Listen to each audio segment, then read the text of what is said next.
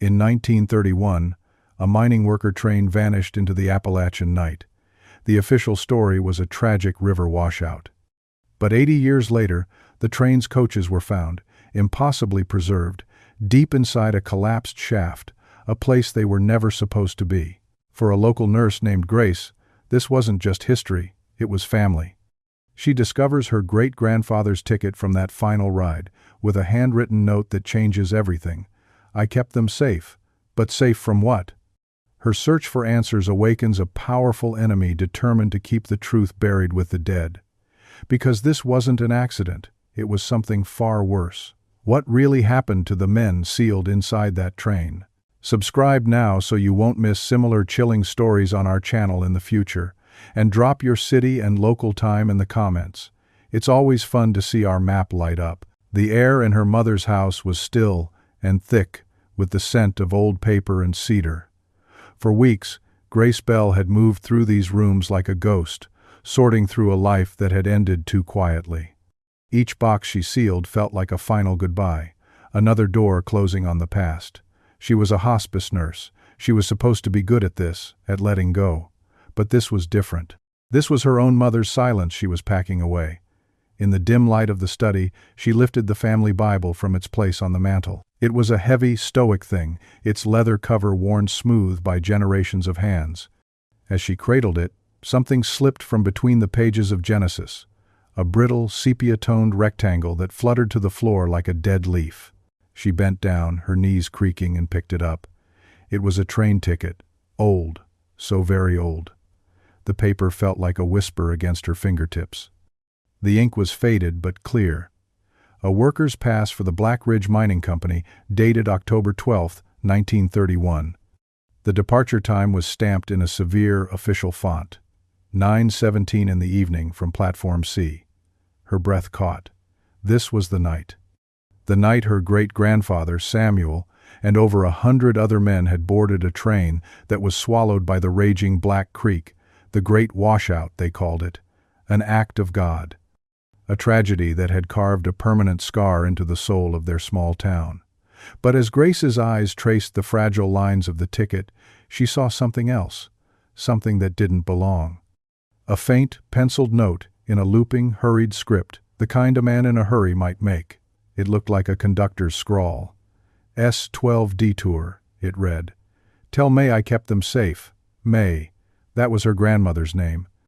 And S12 was Shaft 12, a section of the mine that had been officially listed as sealed and abandoned years before the washout. The town's story, the one etched onto plaques and repeated every year at memorials, was simple. The train never even made it to the mines. The storm-swollen river had torn the tracks from the earth, pulling the coaches and the men inside into a watery grave from which they were never recovered. But this ticket, this impossible artifact, told a different story. It wasn't a story of nature's fury.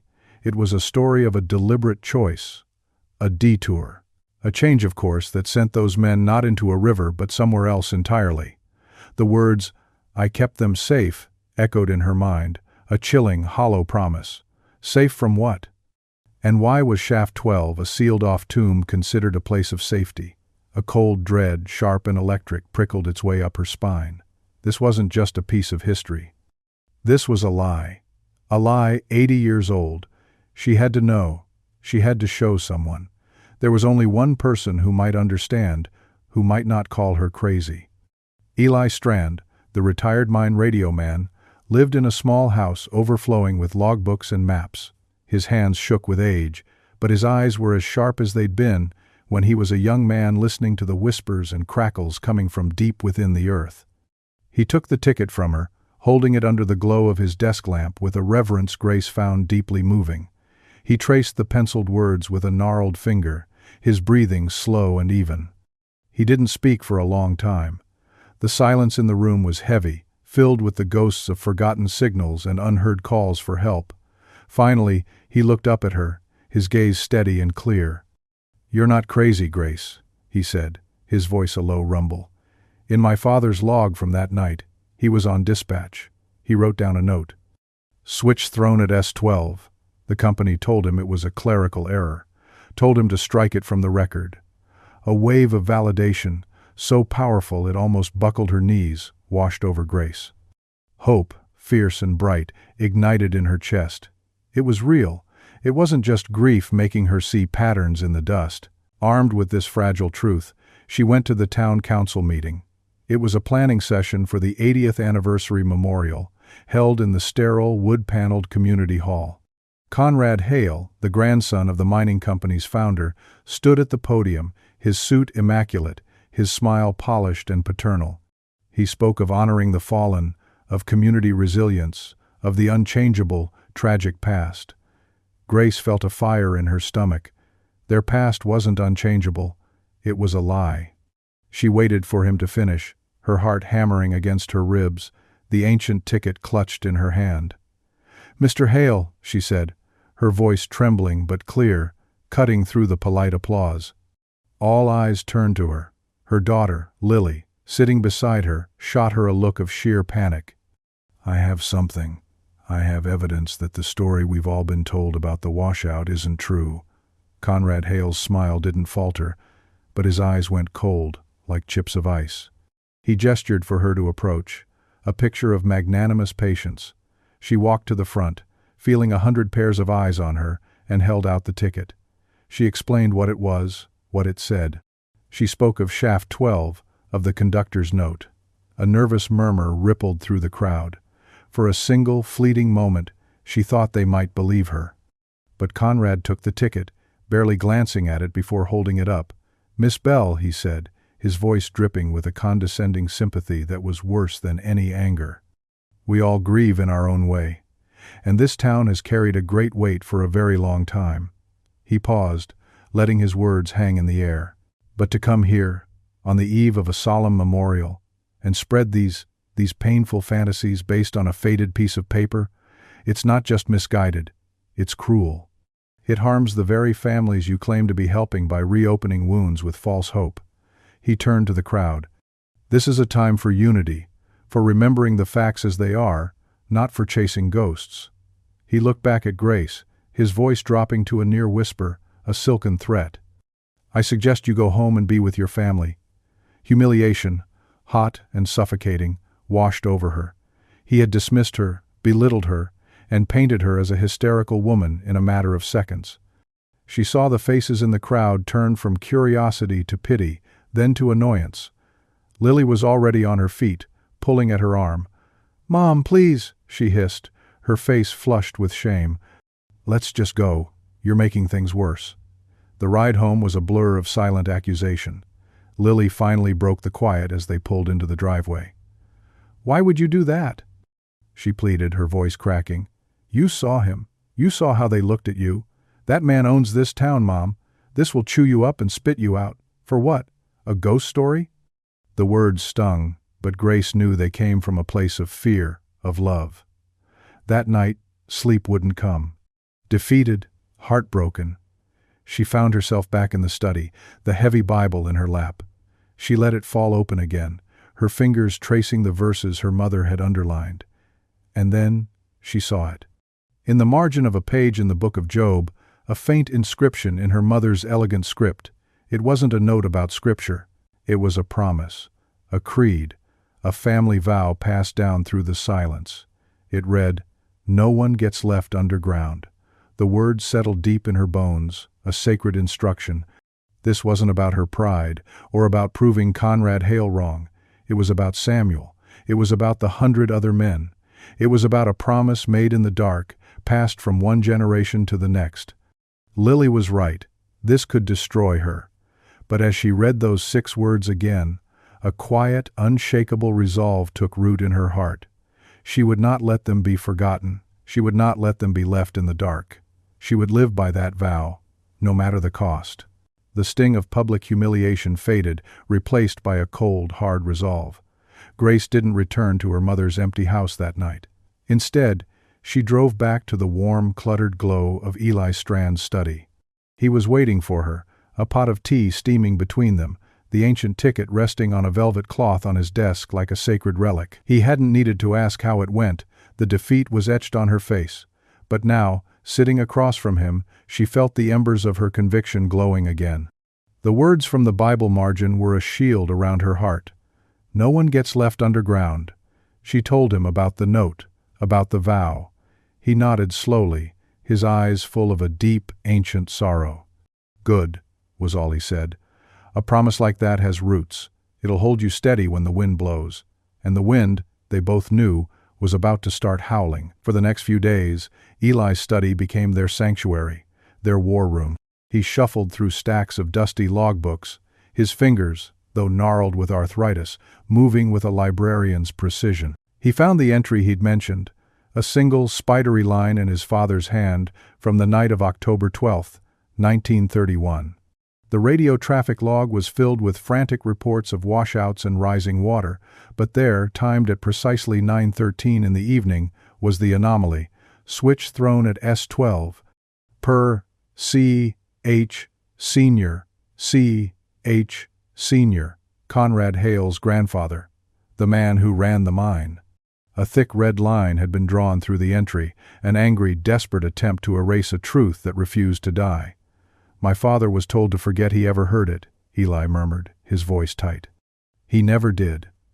The discovery felt like finding a second step on a staircase that had seemed to end in mid-air. It was exhilarating, a surge of pure, unadulterated hope. They weren't just chasing ghosts anymore. They had a name. They had a command. The next breakthrough came from a box of unsorted effects Eli had salvaged from the old Union Hall decades ago when it was slated for demolition.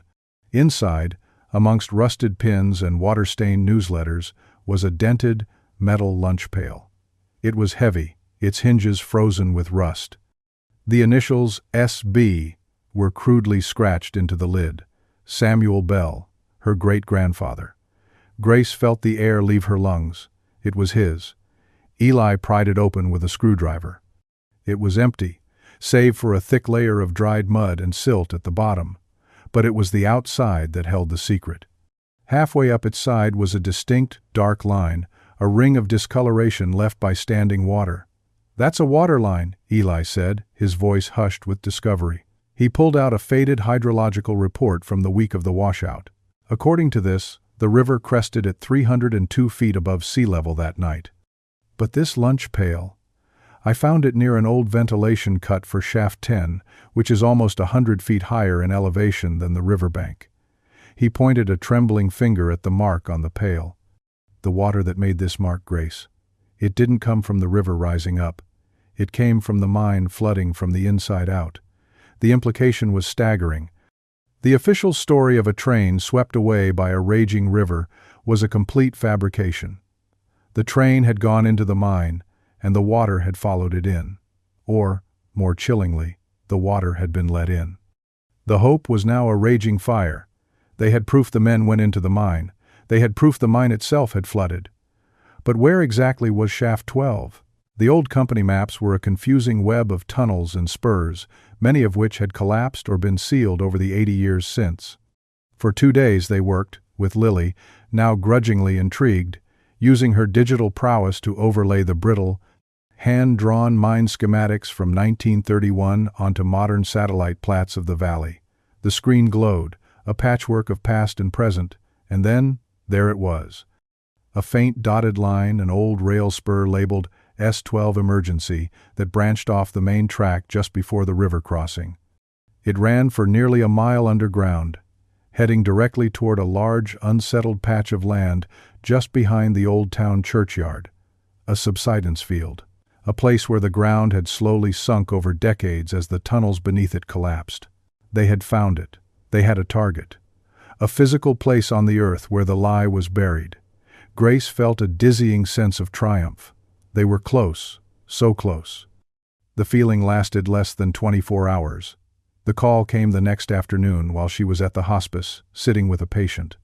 It was her supervisor, Margaret, her voice uncharacteristically stiff and formal. "Grace, I just received a call from Mr. Conrad Hail," she began. "No pleasantries, no preamble." "It was a courtesy call," he said. "He mentioned he was concerned about your well-being. He said you seemed to be under a great deal of stress and were spending time near old, unsafe mining properties." The blood drained from Grace's face. "He said what?" He expressed his hope that your duties here weren't being compromised by any outside activities that might involve trespass or personal risk. The threat was unspoken, but it was as clear as a blade to her throat. Hale wasn't just a town patriarch. He was the primary benefactor of the hospice. He could crush her career, her livelihood, with a single, polite phone call. The message was simple. "Stop digging." "Grace," Margaret said, her voice softening slightly. "I know you, but this is a small town. You need to be careful." The triumph of the day before curdled into a cold, sharp fear. He was watching her. He knew. The victory felt hollow, the map on her kitchen table suddenly feeling like a trap. That evening, logic and reason abandoned her. Fueled by a desperate, reckless anger, she made a choice she knew was wrong. She had to see it for herself. She told Lily she was going for a drive, a lie that tasted like ash in her mouth. As dusk bled across the sky, painting the clouds in bruised shades of purple and orange, she parked her car down the road from the church and walked toward the subsidence field. It was a desolate, eerie place, a dip in the landscape where the ground was uneven, pocked with sinkholes and overgrown with tangled weeds. The air was still and heavy. She was trespassing. She was being foolish, but she couldn't stop herself. She needed to feel the ground where they lay. She stood at the edge of the field, her heart pounding a frantic rhythm against her ribs. She was looking for a vent, an opening, anything. And then she heard it. A sound that made the fine hairs on her arms stand on end. A low, mournful gust of wind, forced up from somewhere deep in the earth. It sounded almost mechanical. A whistle. It came again, a second, identical gust, and then a third. 3 short, sharp whistles like a signal. It was the same rhythm her great-grandfather, a railroad man his whole life, had used to call her grandmother to the porch. Her blood ran cold. She wasn't alone out here. She spun around, her eyes scanning the darkening tree line. Nothing. Just shadows and silence. But the feeling of being watched, of a presence in the deep, was overwhelming. Panic seized her. She scrambled backward, stumbling over a root, and ran, not stopping until she was safely locked inside her car, her breath coming in ragged, terrified gasps. Later that night, sitting by the bedside of a patient whose life was measured in hours, Grace prayed with the woman's elderly wife. The widow, a woman of quiet, unshakable faith, squeezed Grace's hand. Her eyes were clear, filled not with fear, but with a profound peace. "Don't you worry about him," the old woman whispered, nodding toward her husband. "He's ready to go home. You know, the dead don't mind being found, dear. It's the living who make such a fuss about it." The simple, profound truth of her words settled Grace's racing heart. It was the clarity she needed. When she got to Eli's house late that night, he must have seen the change in her, the terror replaced by a renewed, if fragile, sense of purpose. He didn't ask about her ghost hunt in the field. Instead, he simply said, "I found something else, something that changes the question." He laid a single, yellowed page on the table. It was from a conductor's ledger, dated 6 months before the disaster. It was a supply and maintenance manifest. Next to a list of emergency lanterns and first aid kits designated for various shafts, there was a clear, typed entry, Shaft 12, Designated Emergency Shelter Spur, approved by C.H. Sr. Grace stared at the words, her mind struggling to comprehend the implication. Shaft 12 wasn't just a sealed-off abandoned tunnel. It was an officially designated emergency shelter. The company knew it was there. They had approved it. The detour wasn't a mistake. It wasn't a panic-driven choice made in a storm. It was a plan. They had sent those men to a shelter, a place of safety. So why had it become their tomb? The revelation that Shaft 12 was an approved emergency shelter changed the color of everything. It drained the tragedy of its random, chaotic nature and replaced it with the cold, sharp lines of a deliberate act. The men hadn't been lost to a raging act of God. They had been sent somewhere specific, sent to a place of supposed safety that had become their coffin. Grace felt a profound shift inside her, a hardening of her grief into something sharper, more focused. It was the difference between mourning a loss and hunting a killer. She laid the conductor's ledger page on the kitchen table next to the brittle train ticket. They were two pieces of a map that had been torn apart 80 years ago. When Lily came home from work that evening, she found her mother staring at the documents, her face illuminated by the dim overhead light, looking less like a mourner and more like a general planning a campaign. Lily sighed, the sound heavy with exhaustion and worry. "Mom, you're still at this." But her voice lacked its usual edge of exasperation. The public humiliation at the council meeting had shaken her, but it had also planted a seed of doubt about the town's official story. A man as powerful as Conrad Hail didn't need to publicly shame a grieving nurse unless he had something to hide. Grace didn't look up. She simply slid the ledger page across the table. "They called it an emergency shelter, Lily. His grandfather approved it." Lily picked up the page. She read the line, her brow furrowing. She traced the letters of C.H. Sr. with her finger. She looked from the ledger to the ticket, from the official type to the desperate penciled note. "I kept them safe." The pieces clicked into place in her pragmatic, logical mind. This wasn't a fantasy anymore. This was a conspiracy, written on paper. "Okay," she said, her voice quiet but firm. The single word was a surrender and a vow. "Okay, Mom. What do you need?" A wave of relief so powerful it felt like a physical warmth washed over Grace. She wasn't alone in this anymore. Her own daughter, her fiercest protector and sharpest critic, was by her side. It was a moment of pure, unblemished hope, a high point that made the dark valley she was walking through feel suddenly survivable. The next morning, a crisp, hand-delivered envelope was waiting in her mailbox. The stationery was thick and creamy, embossed with the Hail mining crest. It was an invitation, or rather a summons, to meet with Conrad Hail in his office that afternoon. Lily was instantly suspicious. "It's a trap, Mom." Grace knew she was right. But it was a trap she had to walk into. To refuse would be to show fear, and she couldn't afford that. Conrad Hail's office was on the top floor of the old Hail building downtown, a space designed to communicate generations of unshakable power. The walls were dark mahogany, the air smelled of leather and old money, and a massive window looked down on the town square like the eye of a god. Conrad was the picture of genteel charm, rising from his enormous desk with a warm smile, offering her coffee. He gestured for her to sit in a leather chair that was so deep she felt like a child. "Grace," he began, his voice smooth as polished stone. "I'm glad you came. I fear our last interaction was tense. I want to apologize if my words caused you any distress." He sat back, lacing his fingers together on the gleaming surface of his desk. He was wearing a heavy gold ring on his right hand, a family signet, and as he spoke, his thumb began to stroke it, a slow, repetitive motion. "You're a brave woman, Miss Bell. Your dedication to your family's memory is admirable, truly." He leaned forward, his smile tightening just a fraction. "But some stories, some tragedies, are like unstable ground. The more you dig, the more you risk a collapse that could harm everyone. These dangerous rumors you're pursuing, they don't bring peace. They stir up old pain for families who have long since found their closure." His condescension was a physical thing, pressing down on her. "My great-grandfather never had closure," Grace said, her voice steady. "Neither did the 100 other men. They had a lie." Conrad's eyes hardened. The charming mask slipped. "The past is a complicated business," he said, the warmth gone from his voice. He opened a drawer and slid a checkbook across the desk. "The Hail Family Foundation does a great deal of good in this community. We are funding a new wing at the hospice where you do such wonderful work. I would be personally grateful if you would accept a donation. A significant one. Perhaps to establish a scholarship in your great-grandfather's name.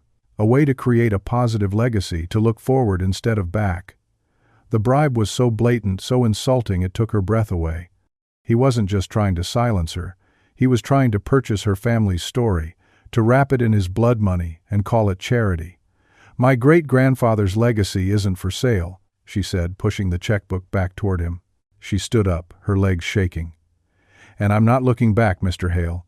I'm looking for the truth." Conrad Hail watched her, his expression unreadable. He slowly, deliberately, picked up the checkbook and put it away. His thumb resumed its steady caress of his ring, "A shame," he said softly. "Be well, Miss Bell." The fallout was immediate. The very next day, she was called into her supervisor's office. Margaret wouldn't meet her eye. A formal letter of reprimand sat on the desk between them. "Grace, I don't know what's going on," Margaret said, her voice strained. "But we've received 2 anonymous complaints in the last 12 hours. Patient family members. They claim you seem distracted, that you're not fully present, that your focus is elsewhere." Grace stared at her, horrified. Her work was her calling. The care she gave was the one part of her life she knew to be pure and good. To have that questioned, to have it used as a weapon against her, it was a violation. "That's not true," she whispered, her voice choked with outrage. "Margaret, you know that's not true." "I know you," Margaret corrected gently. "But a formal complaint requires a formal response. This is an official warning. It goes in your file.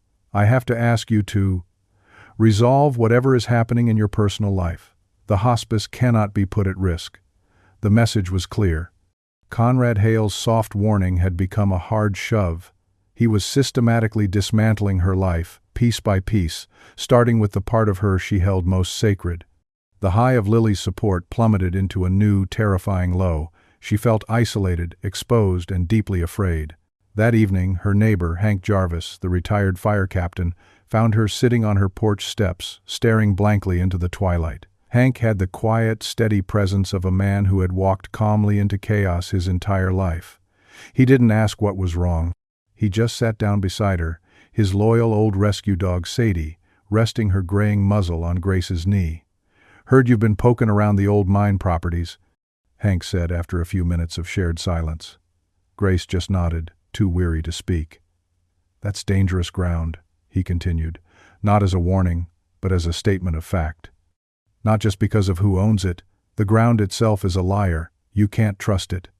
He went into his garage and came back with a small, rugged backpack. He patiently showed her how to use a handheld GPS to mark digital breadcrumbs, how to use a signal mirror, the importance of a powerful headlamp and extra batteries. "If you're going to go into the backcountry," he said, his tone leaving no room for argument, "you're not going alone, and if you have to, you let someone know exactly where you're going, and you check in every hour. No exceptions. That's the rule." The practical, life-saving advice was a strange comfort, but it also underscored the terrible reality of her situation. The threats were no longer just to her reputation or her job, they were becoming physical.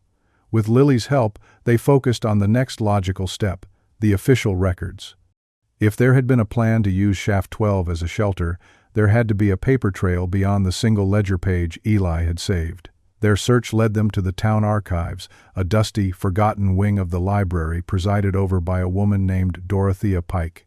Dorothea was as brittle and gray as the records she guarded. She looked at Grace over the top of her spectacles with an expression of profound disapproval. "The council minutes from 1931 are sealed," she stated flatly. "By order of the Hail Trust for Historical Preservation." "It's a matter of public record," Lily argued, stepping forward. "We have a right to see them." Dorothea's gaze flickered with something. Fear, maybe? Before her face hardened again. "Access is restricted and supervised." She finally relented, leading them to a heavy, bound ledger in a cold, sterile viewing room. She sat across from them, her eyes missing nothing, her posture rigid. As Grace carefully turned the fragile, yellowed pages, her heart sank. The minutes were meticulous, detailing road repairs and budget approvals. But the entries for the entire week of the washout were vague, referencing the storm but providing no details about the mine, the train, or the missing men. It was a whitewash. As they were packing up, defeated, Grace asked one last question. The mining company's operational ledgers from that year, the ones detailing equipment and personnel assignments, are they here? Dorothea Pike hesitated. She looked toward the door, then back at them, a flicker of conflict in her eyes. "Most of them are," she said, her voice barely a whisper. "But there's one ledger that never came back from the Hale office after the preservation review." At her side, Eli, who had been silent the entire time, went utterly still. He didn't speak, but Grace saw it, a flash of recognition, of dawning horror in his eyes. He knew which ledger she was talking about, and its absence meant something terrible. The silence in the car on the way back from the archives was heavier than any words. Eli sat staring out the window, his face a mask of stone, the name of the missing ledger an unspoken weight between them. Grace knew better than to press him. Some memories were like collapsed tunnels. You didn't force your way in. You waited for the man who knew the way to lead you. But the dead end in the official records, combined with the escalating threats from Hail, had left a sour taste of defeat in Grace's mouth. They were chipping away at a mountain with a teaspoon. The hope that had burned so brightly just days before was now a guttering flame, threatening to be extinguished by the sheer, immovable weight of the past. It was Lily who, surprisingly, refused to let it die. That night, she sat at her computer, a fierce, determined frown on her face. "If the records are a dead end, we go around them," she declared. Hail can't control the earth. She pulled up county engineering surveys, geological reports, and public works proposals from the last 50 years. For hours, she cross-referenced the old mine maps with modern infrastructure projects, her fingers flying across the keyboard, and then she found it. A county proposal from the 1970s for a new water reservoir, a project that was ultimately abandoned. The survey for the proposal included ground-penetrating radar scans of the entire valley to check for geological instability. Buried deep in an appendix in a grainy black-and-white scan was an anomaly. The report noted, several large, metallic, oblong objects detected in a void consistent with a collapsed mine shaft. The location? Directly beneath the subsidence field behind the old church. The county engineers had flagged it, recommended further study, and then, nothing. The project was canceled, the report filed away and forgotten. "Mom," Lily whispered, her voice filled with awe. "They're there. They've been there all along. Someone knew. Someone saw this report and buried it." The screen glowed in the dark room, a beacon in the oppressive gloom of their fight. It was more than hope. It was proof. Tangible, scientific, undeniable proof. The news spread through the town like wildfire, not through official channels, but through the quiet, persistent network of whispers and back porch conversations that Hail couldn't control. A local reporter picked up the story, and suddenly the county was forced to act. They sent a team of engineers to the subsidence field, not to excavate but to conduct new, more advanced scans. The entire town seemed to hold its breath. For 3 days, a small crowd gathered at a respectful distance, watching the trucks and the serious-faced men in hard hats. Grace stood with them, a knot of unbearable tension in her stomach. It felt like a vigil. Then the announcement came. The county spokesman, a man who looked deeply uncomfortable, read from a prepared statement. The scans confirmed the presence of what appeared to be 3 metal train coaches, approximately 200 feet below the surface, inside the collapsed remains of Shaft 12. A collective gasp rippled through the crowd. Tears streamed down the faces of old men and women whose parents and grandparents had waited a lifetime for this day. It was real. They were found. The relief, the validation was a tidal wave, lifting Grace so high she thought her heart would burst. She had done it. Her stubborn, foolish quest had borne fruit. She had found them. In the midst of the emotional celebration, a figure detached from the line of county officials and walked toward her. It was Deputy Mallory Finch, a man known for his by-the-book demeanor and an integrity that made him an outlier in the town's power structure. He had a reputation for being fair, but not friendly. "Miss Bell," he said, his expression serious. "That was remarkable work." "I just wanted them found," she said, her voice thick with emotion. "I know this is an active site now," he continued, gesturing toward the yellow tape cordoning off the area. "But I think you've earned the right to a closer look. I can escort you to the perimeter for a sanctioned look, off the record." The offer was a small act of decency in a world that had shown her very little of it. It was a recognition of her fight, a quiet acknowledgement that she was on the right side of this. The high was dizzying. She had been vindicated. The town was buzzing with hope. An officer of the law was treating her not as a nuisance, but as an ally. She felt for the first time that they might actually win. The fall came less than an hour later, swift and brutal, cutting the legs out from under her soaring spirit. A fleet of black SUVs descended on the site, and men in suits from a state-level mining safety board emerged. Conrad Hail was with them, his face a mask of solemn concern. He addressed the news cameras, his voice resonating with false gravity. He spoke of the delicate and hazardous nature of the site. He invoked the impending storm season, the risk of further collapse, the danger to the community, and then he delivered the killing blow. Therefore, on the recommendation of the state's top geological experts, the decision has been made to permanently seal Shaft 12, he announced. The process will begin immediately and will be completed within 72 hours. This will provide a final, safe, and dignified resting place for those we have lost. A cry of outrage and disbelief went up from the crowd. 72 hours. They had just found them, only to be told they would be sealed away forever, before anyone could know what really happened, before any remains could be recovered and brought home. It was a masterful, cruel move. Hail was using the language of safety to commit the final act of erasure. He was burying the evidence, and he was making the state his accomplice. The beautiful, triumphant high of the discovery crashed into the deepest, darkest low Grace had yet experienced. It was a complete and utter betrayal. They had been so close, and he had snatched it away. That evening, as the first rains of the coming storm began to fall, Grace stood with Hank on a ridge overlooking the now floodlit site. The 72-hour clock was ticking. "I'm not going to let him do this," she said, her voice a raw whisper.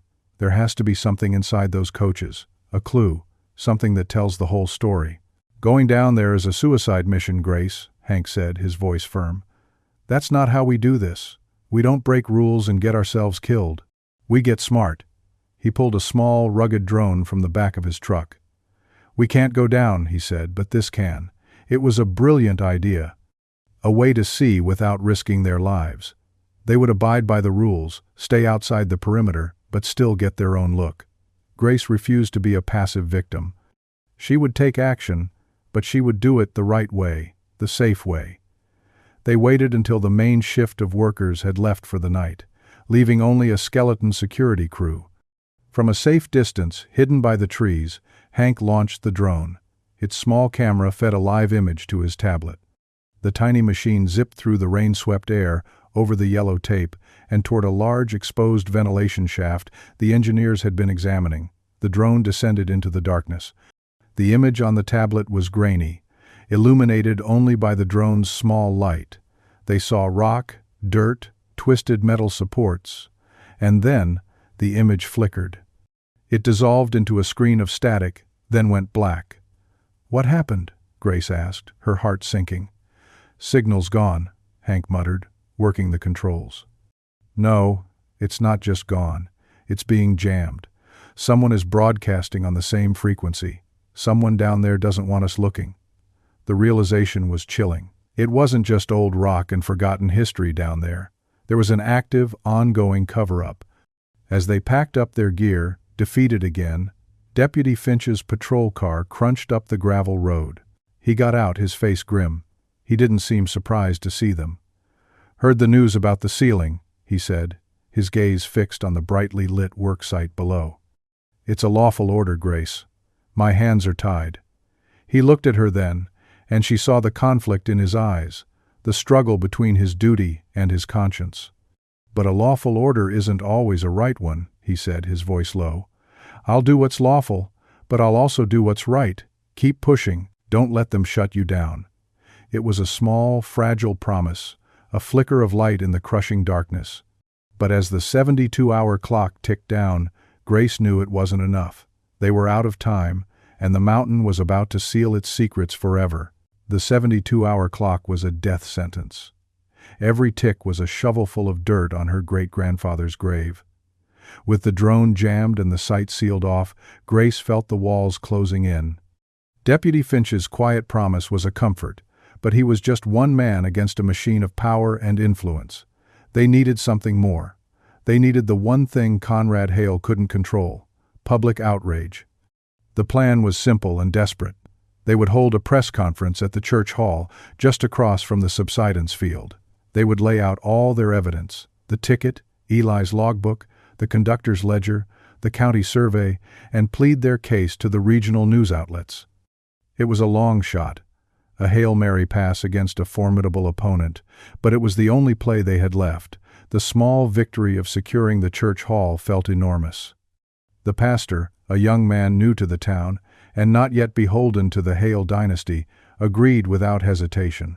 The pieces were falling into place. A local news station confirmed they would send a reporter. Hope, fragile but fierce, began to push back against the despair. For a full day, the feeling of momentum was intoxicating. Grace, Lily, Eli, and Hank gathered around the kitchen table, their faces grim but determined, like a small band of rebels planning an impossible mission. Hank was sorting through a box of old Union records he'd been given years ago, looking for anything that might corroborate their story. He suddenly let out a low whistle. "Well, I'll be," he murmured, pushing a tattered ledger across the table. It was a roster of Union dues paid in 1931. Hank pointed to a column of numbers. "These are lunch tag numbers. Every miner was issued a numbered brass tag for his lunch pail. It was their de facto ID. See these numbers here?" He indicated a block of names, men who were officially listed as having died in the washout. "Now look at this." He flipped to a page from a different ledger. This one, a pension contribution record from 1932, a full year after the disaster. There, next to the names of men who were supposedly still alive and working in other Hail mines, were identical lunch tag numbers. The numbers of the dead were being used by the living. It wasn't a clerical error, there were dozens of them. "What does this mean?" Lily asked, her voice hushed. "It means," Eli said, his voice gravelly, "that the company was moving men off the books. They had ghost workers, men who were paid in cash, with no records, using the identities of the dead. It was a way to avoid paying dues, pensions, and safety compliance costs." The discovery was sickening. The company hadn't just buried the men. They had stolen their very identities, perpetuating the lie for profit. It was a new, deeper layer of depravity, and it strengthened Grace's resolve. This wasn't just about finding the truth, it was about exposing a rot that went to the very core of the town's foundation. With this new, damning evidence, Grace felt a surge of confidence. She called the reporter back, her voice ringing with conviction. They had more than just a historical mystery now. They had a story of corporate fraud. But the higher they climbed, the farther they had to fall. The day of the press conference, Grace went back to the archives one last time, hoping to pressure Dorothea Pike for any scrap of information about the missing ledger. She found the archivist pale and agitated. "I can't help you," Dorothea stammered, refusing to meet Grace's eyes. "The council minutes you viewed the other day, they've been temporarily re-indexed for preservation. They're unavailable." "Unavailable?" Grace echoed in disbelief. "They were just here. We need them for this afternoon."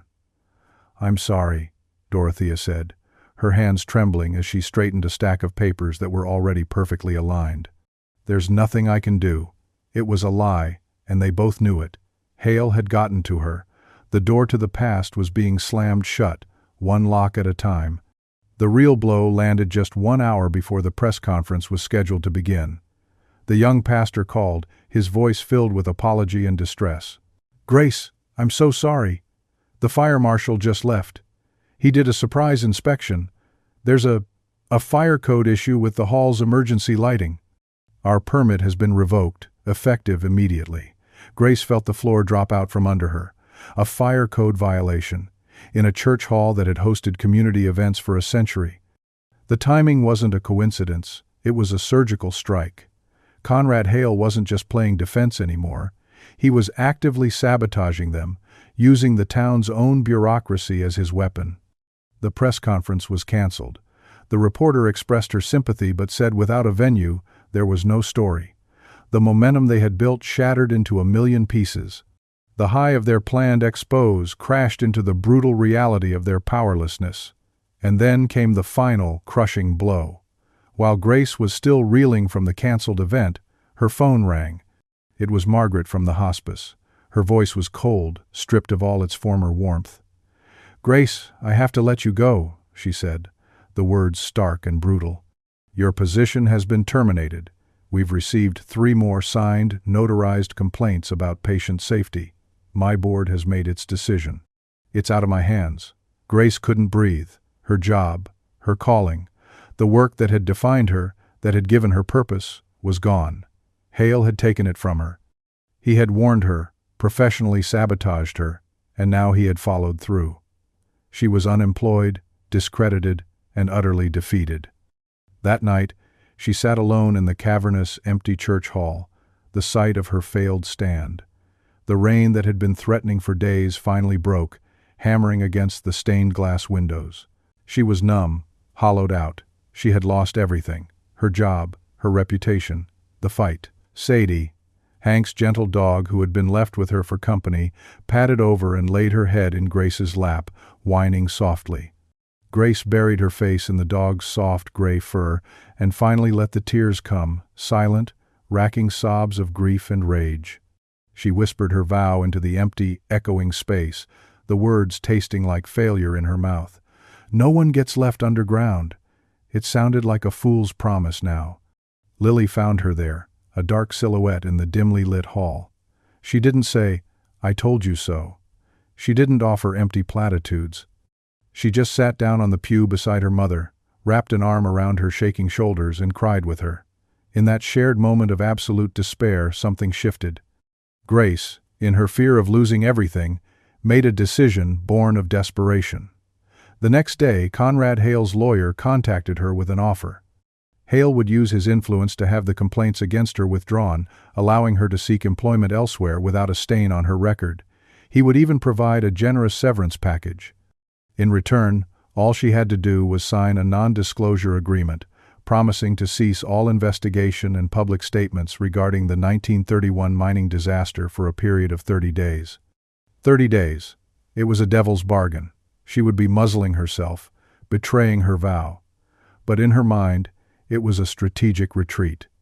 30 days would give her time to regroup, to think, to find a new way to fight without the immediate threat of total ruin hanging over her. It was a flawed, heartbreaking choice, and as she signed the document, she felt a piece of her soul shrivel. She was buying time, but the cost was her own integrity. She had let fear win. That night, a frantic knocking echoed through the rain-soaked darkness.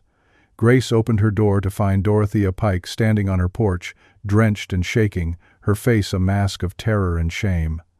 The stern, rigid archivist was gone, replaced by a woman on the verge of collapse. "He knows," Dorothea whispered, her teeth chattering. "He knows I talked to you."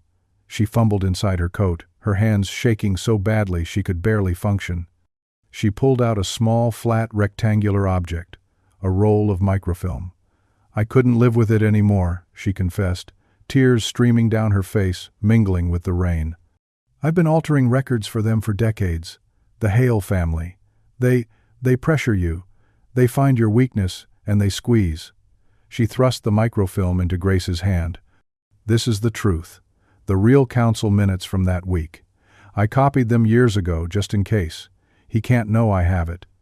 He can't know I gave it to you." She clutched Grace's arm, her grip surprisingly strong.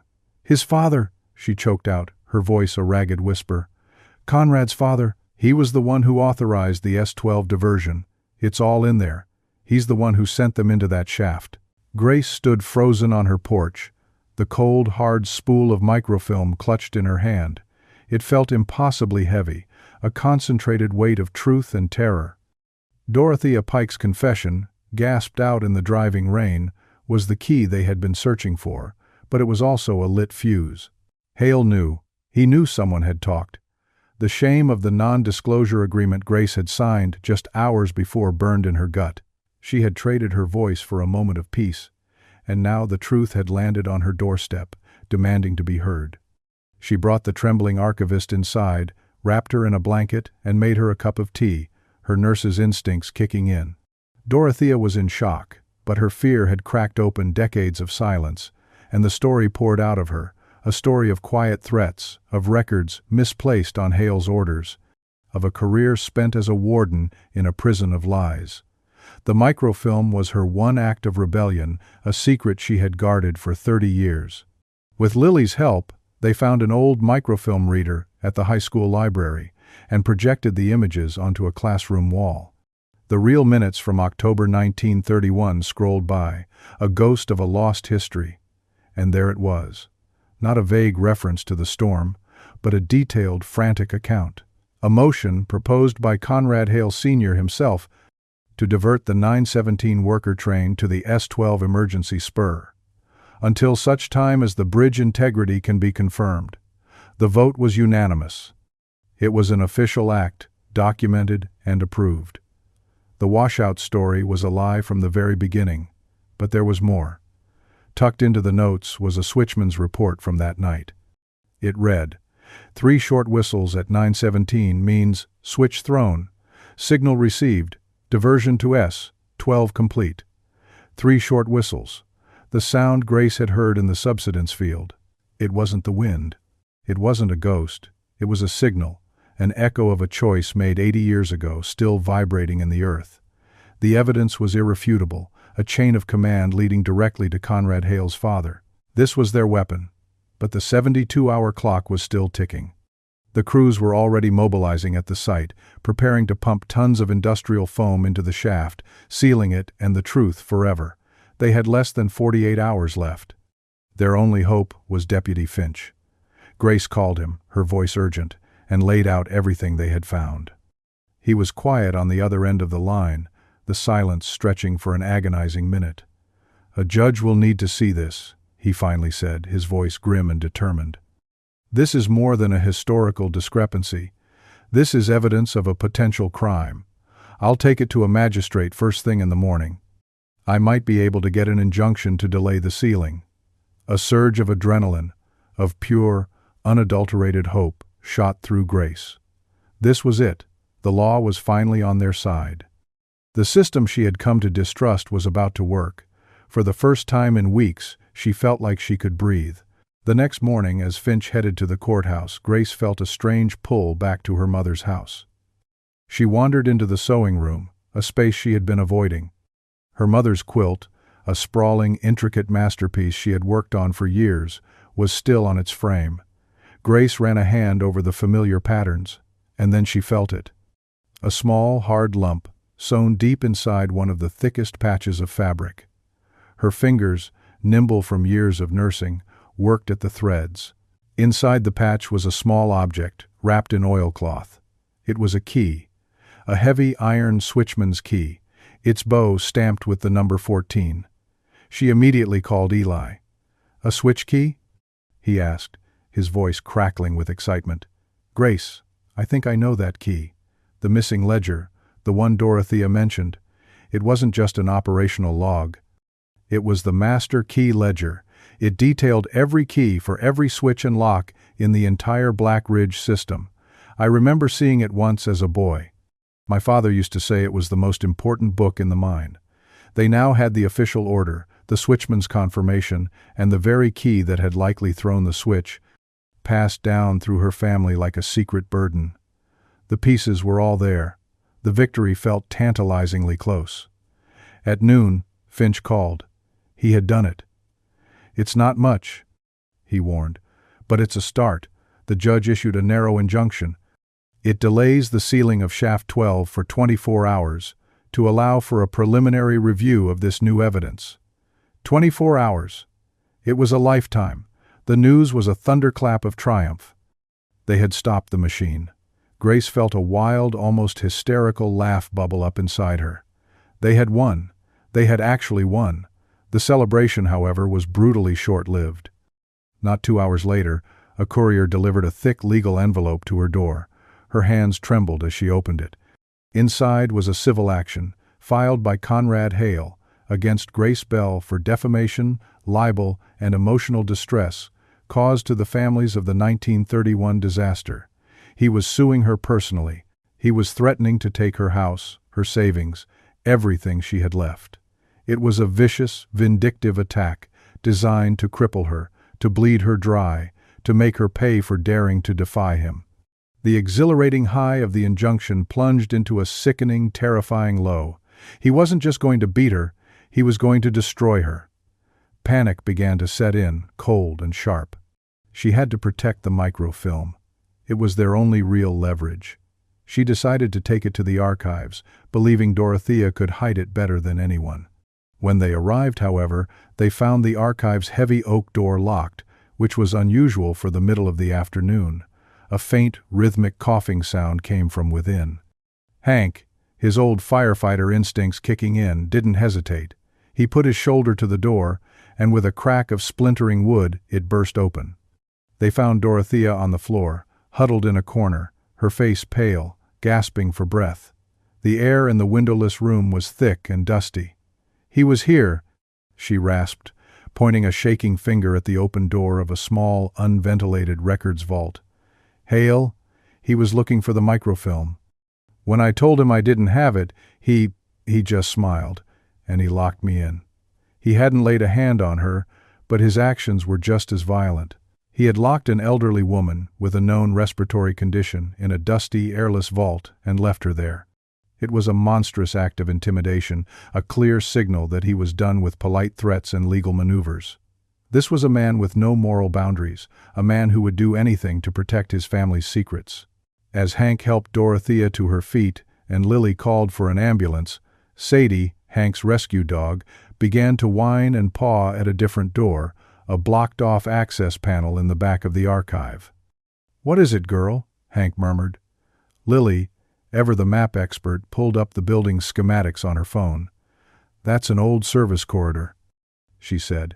"It connects directly to the basement of the Hail building next door." The realization dawned on them all at once. Hail hadn't come through the front door. He had his own private entrance to the town's history, a secret passage he could use to come and go as he pleased, to manipulate and control the past itself. As the paramedics wheeled a coughing, weakened Dorothea out of the building, she looked at Grace, her eyes wide with fear. "He's getting desperate," she whispered. "Be careful. He won't stop." The 24-hour injunction now felt less like a reprieve and more like a countdown to a catastrophe. They had poked the beast, and now it was coming for them, its teeth bared. The 24-hour injunction felt like a single, shallow breath before plunging back underwater. Dorothea's terrified warning echoed in Grace's ears. "He's getting desperate." The lawsuit, the archive attack, it was clear Conrad Hail was done playing by any civilized rules. He was cornered, and a cornered animal is the most dangerous kind. The weather seemed to reflect the escalating tension. The intermittent rain of the past few days intensified, coalescing into a furious, howling storm. Weather alerts blared from radios and phones, warning of a once-in-a-decade tempest, a meteorological monster set to slam the valley with flash floods and destructive winds. To Grace, it felt like the heavens themselves were raging against them. Under the cover of the worsening storm, Hail made his move. The State Mining Safety Board, citing the extreme weather as an imminent threat to the stability of the already fragile subsidence field, issued an emergency override. The 24-hour injunction was to be voided. The timeline to seal Shaft 12 was moved up. The foam trucks would begin pumping at dawn. The news, delivered in a clipped, impersonal email, was a gut punch. Their small, hard-won victory had been wiped out by a weather report and a stroke of a pen. Hail had weaponized the storm itself, using it as a pretext to bury the truth under a mountain of foam and excuses. With their legal options crumbling, Grace felt a familiar, reckless desperation take hold. She still had the microfilm. It was the one piece of pure, undeniable truth they possessed. She couldn't trust the local authorities anymore, not with Hail pulling the strings. She needed to get it to someone outside his sphere of influence. She remembered the regional news reporter who had been interested in their story before the press conference was sabotaged. She was based in the state capital, a 2-hour drive away. If Grace could just get the microfilm into her hands, the story would be too big for Hail to kill. It was a terrible decision, born of panic and fear, and every rational part of her knew it. To go out alone, at night, in a storm of this magnitude, was beyond foolish. Lily begged her not to. "Mom, this is what he wants. He wants you to do something stupid, to isolate yourself. We have to stick together. We'll find another way." But Grace couldn't hear her. All she could hear was the ticking clock, the sound of the foam trucks idling at the edge of town. She felt the weight of her vow, no one gets left underground, and it drove her to act. She tucked the precious microfilm into a waterproof pouch, grabbed her car keys, and slipped out into the raging storm. The wind tore at her, whipping her hair across her face, and the rain was a solid, blinding sheet. The world outside her small circle of light was a maelstrom of chaos. She got into her car, the engine turning over with a reassuring rumble. She put it in reverse, her foot pressing the brake, and nothing happened. The pedal went straight to the floor, soft and useless. She pumped it again. Nothing. A cold, sickening dread washed over her. She got out of the car, her heart hammering against her ribs, and knelt in the mud and pouring rain, shining her phone's flashlight underneath the vehicle. There, glistening in the weak light, was a small, dark puddle on the ground. Brake fluid. She followed the drip up to the line itself and saw it. A clean, deliberate cut, not all the way through, but just enough to create a slow, steady leak. A near miss. If she had made it out onto the main road, onto the steep mountain pass that led out of the valley, she would never have been able to stop. The storm would have been blamed. Another tragic accident. Another secret buried. The realization hit her with the force of a physical blow. He had tried to kill her. Conrad Hail, the town benefactor, the polished gentleman, had sent someone to her home to cut her brake line. The fight was no longer about history or justice. It was about survival. Shaking and soaked to the bone, she stumbled back inside, the microfilm still clutched in her hand. The world had shrunk to the four walls of her house, a fragile sanctuary in a world that wanted her dead. Just before midnight, the phone rang. It was Deputy Finch. His voice was strained, heavy with defeat. "Grace, I'm sorry. The judge rescinded the injunction. The emergency order stands. There's nothing more I can do. They're starting the seal at first light." It was over. The legal avenues were closed. The evidence was about to be entombed forever. Her personal stand had nearly gotten her killed. The emotional fall was absolute. She had never felt so utterly, completely beaten. From the highest peak of their legal victory with the injunction, she had plunged into the deepest abyss of her life. She was trapped, powerless, and marked for death. At that moment, the local news station broke in with a special report. There, on the television screen, standing under the harsh glare of floodlights, was Conrad Hail. He was giving a live briefing from the edge of the site, the wind and rain whipping at his expensive coat. He spoke with a practiced, somber authority about the regrettable but necessary decision to seal the shaft. He offered his deepest sympathies to the families, promising that this act would provide final, lasting closure. As he spoke, his thumb stroked his heavy gold ring, the familiar, loathsome gesture of a man polishing a lie. Watching him, Grace felt something inside her shift. The fear, the despair. It was all still there, but something else was rising through it. A cold, diamond-hard fury. He was going to stand there, in front of the whole world, and lie. He was going to stand on the graves of 100 men, whose murder his father had orchestrated, and talk about closure. The image of Dorothea, gasping for breath in that dusty vault, flashed in her mind. The feeling of the useless brake pedal beneath her foot, the weight of the microfilm in her hand, her promise. She looked out the window, at the rain sheeting against the glass, at the storm-tossed darkness. Defeat was a choice, surrender was a choice. And in that moment, at the absolute lowest point of her life, Grace Bell made a different choice. She chose to fight. She turned away from the television, her face set like stone, and whispered her vow into the storm-filled night, not as a prayer, but as a declaration of war. No one gets left underground. The hours between midnight and dawn were a crucible. Grace's terror, forged in the heat of Hale's murder attempt and tempered by his televised lies, cooled into something hard and unbreakable. She was no longer a grieving relative seeking answers. She was a survivor, and she was done being a victim. She called the only people she knew she could trust. Within the hour, her small, battered team was assembled around her kitchen table. Lily, her face etched with a fear that had morphed into fierce loyalty. Hank, his quiet steadiness, a rock in the storm. Eli, his ancient eyes burning with a righteous fire, and Deputy Finch, who showed up out of uniform, his face grim. He had been officially pulled from duty for insubordination, after protesting the judge's reversal, But he was a lawman to his core, and he wasn't about to stand down. Grace laid the microfilm on the table. "This is everything," she said, her voice devoid of its earlier tremor. "But it's not enough to stop them in time. We can't fight him on his terms anymore.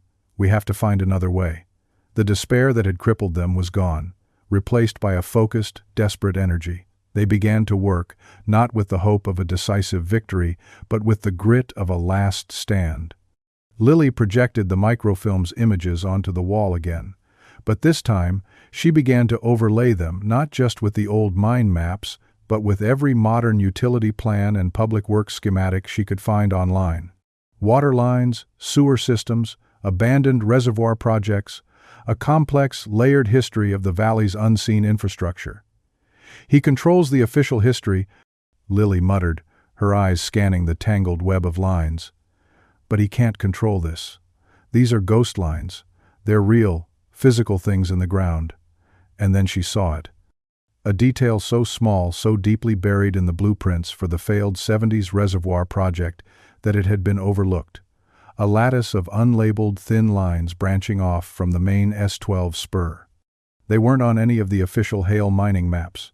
They were secret tunnels, spurs used to move men and materials off the books, to hide accidents, to bury secrets deeper than any mine shaft. It was a map of the cover-up itself. As Lily traced the ghost lines, Hank was on the phone, his voice low and steady, calling in favors from his years as a fire captain. He was organizing a community safety hub at the church. "The storm's getting worse," he explained, hanging up the phone. "Flooding is expected by morning. The church is the highest ground in town. We're setting up a shelter, coffee, blankets, a place for people to gather." It was a practical, life-saving measure, but Grace knew it was more than that. It was a rallying point. He was gathering an army, not of fighters but of witnesses.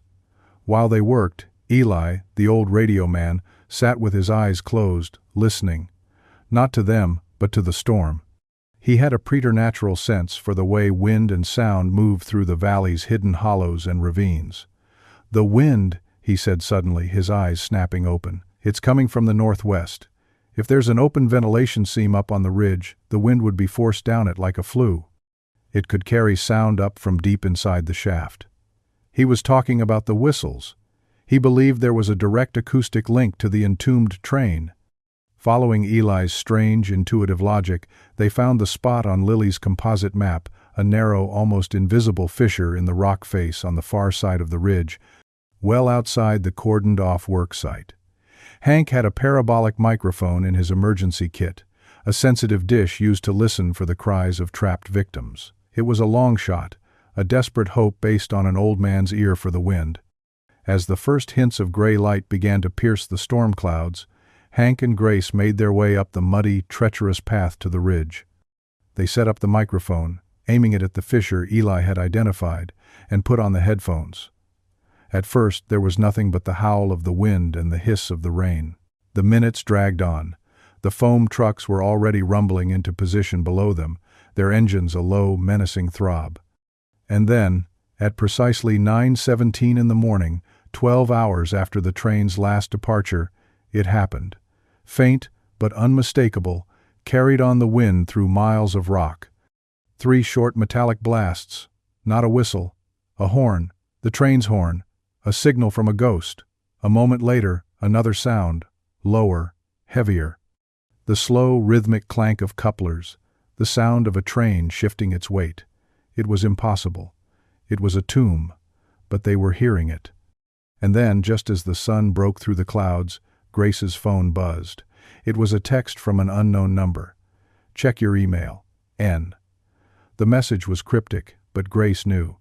N. Niece. Conrad Hail's niece, the junior engineer she had seen at the site. She opened her email. There was a single attachment, a password, protected zip file. The password was in the body of the email, Stwelv Detour. Her fingers trembled as she downloaded and opened the file. It was a flash drive's worth of internal Hail mining documents. Emails, memos, financial projections. And it was all there, in black and white. A chain of correspondence proving that the Hail family trust had deliberately pushed to seal Shaft 12, not for safety but to avoid legacy liability after the discovery of the coaches. They were burying the evidence to protect themselves from wrongful death lawsuits, but the true horror was in the last file. It was a ledger, almost identical to the ghost worker list Hank had found. But this one wasn't from 1931. It was a comprehensive list of emergency diversions and subsequent sealing operations at Hail, owned mines across 3 counties, spanning 50 years. Shaft 12 wasn't a one-time accident. It was a pattern, a blueprint. It was how the Hail family dealt with accidents they didn't want to report, with workers they didn't want to pay. They diverted them, sealed them in, and erased them from history. Shaft 12 wasn't just a grave, it was the keystone. If it was sealed, the entire paper trail, the entire history of their crimes, would die with it. A wave of nausea and blinding rage washed over Grace. The sheer scale of the evil, the cold, calculated, multi-generational cruelty of it, was almost incomprehensible. Just as this new, terrible truth was settling in, Hank's radio crackled to life. It was a spotter he'd posted down by the road. "They're moving, Hank. The foam trucks are rolling toward the shaft entrance." The low point was here, the final moment of defeat. They had the ultimate proof, the smoking gun that exposed not just one crime but dozens, and it was too late. The trucks were already moving. The final seal was minutes away. The enemy had arrived. It was over. The rumble of the foam trucks was a death knell. From their vantage point on the ridge, Grace and Hank could see the convoy moving into final position, the crews in their hazmat suits looking like grim, faceless executioners.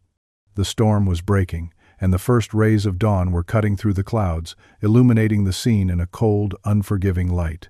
Every instinct screamed at Grace to run, to flee. They had the evidence on the flash drive. They could escape the valley, live to fight another day. Flight was the safe choice. Flight was the rational choice. But as she looked down at the site, at the place where her great-grandfather had been entombed, her vow echoed in her soul, not as a burden but as a source of strength. No one gets left underground. She looked at Hank, her eyes clear and steady. "We're not running," she said.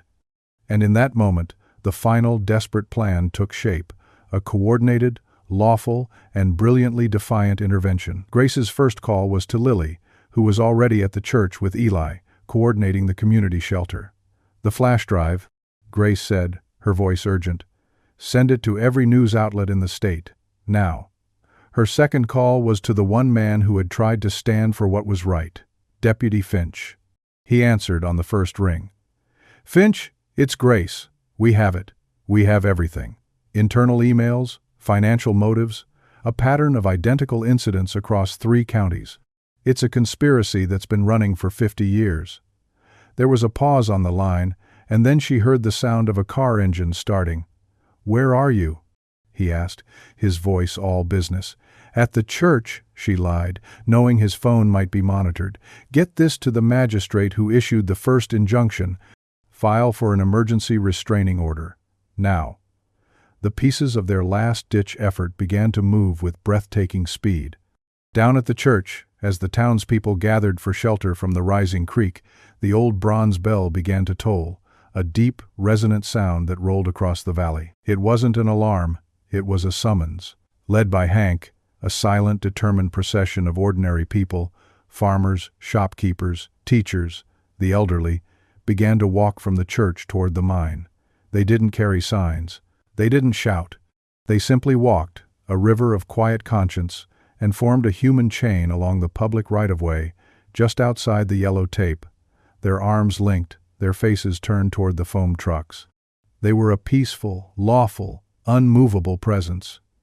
At the same time, the local news station, the first to receive Lily's email blast, broke into their morning broadcast. The anchor, his face a mask of shock, began to read the Hail Mining internal emails live on air. The words, legacy liability and containment of historical assets, echoed from every television in the valley. The operator of the lead foam truck, hearing the broadcast on his cab radio, hesitated, his hand hovering over the controls. Down at the site, Conrad Hail, who had arrived to oversee his final victory, watched the broadcast on his phone, his face contorting into a mask of pure fury. His carefully constructed world was collapsing in real time. He began shouting orders, but the workers, seeing the faces of their neighbors linking arms, hearing the damning words on the radio, stood frozen. The moral authority he had wielded for so long had evaporated in the morning Sunday, and then a single patrol car, lights flashing, screamed up the access road. Deputy Mallory Finch, his uniform crisp, his face set like granite, stepped out of the car. He had been reinstated by an emergency order from the magistrate just moments before. He strode past the stunned security guards and served a freshly signed temporary restraining order on the site foreman, based on the explosive new evidence of corporate malfeasance. The ceiling was stopped. Conrad Hail saw Finch approaching and tried to spin, to control the narrative one last time. He turned to the news camera that was still broadcasting live, his thumb finding his gold ring, polishing the lie. "This is a gross misunderstanding," he began, his voice smooth and practiced. "Our company has always prioritized." But it was too late. Two unmarked cars were pulling up behind Finch's cruiser, state investigators. They stepped out, their faces grim, and walked directly toward Conrad Hail. Finch simply nodded at them, a silent transfer of authority, and then he turned and escorted a pale, suddenly shrunken-looking Conrad to his car as the investigators began to secure the scene. There was no grand confession, no dramatic breakdown, just the quiet, methodical dismantling of an empire of lies.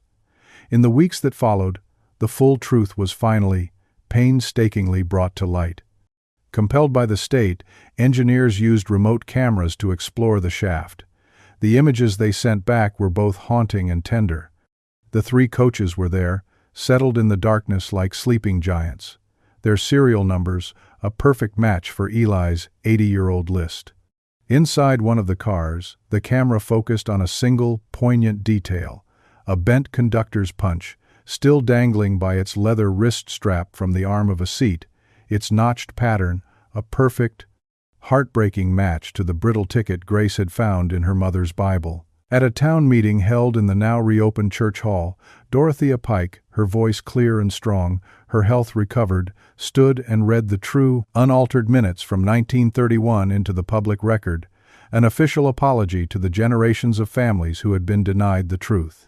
The town council, its Hale-appointed members now disgraced and silent, unanimously approved the creation of a memorial garden on the ground above Shaft 12. At its center would be a simple bronze plate engraved with a time, 9:17, and the names of all the men who had been lost. On the day the garden was dedicated, Grace stood with Lily, her hand in her daughter's. The cycle of grief and silence that had haunted their family for so long was finally broken. Later, in the quiet of her mother's study, Grace took the two artifacts that had started it all, the ticket and the punch, and placed them together in a small display case. Object to object. Promise to proof. She ran her fingers over the glass and whispered the words that had become her creed, her prayer, her victory. "You kept them as safe as you could," she said to her great-grandfather, "and we brought them home." The valley, washed clean by the storm, seemed to exhale. As Grace stood on her porch, looking out at the peaceful landscape, three birds wheeled in the clear, quiet air above the ridge, their wings catching the Sunday. They flew in three short, distinct arcs, a silent, graceful signal against the blue sky. Beside her, Eli Strand, the old radio man who had kept the faith when no one else would, watched them, a slow smile spreading across his weathered face. He heard what no one else could. Whistle, whistle, whistle.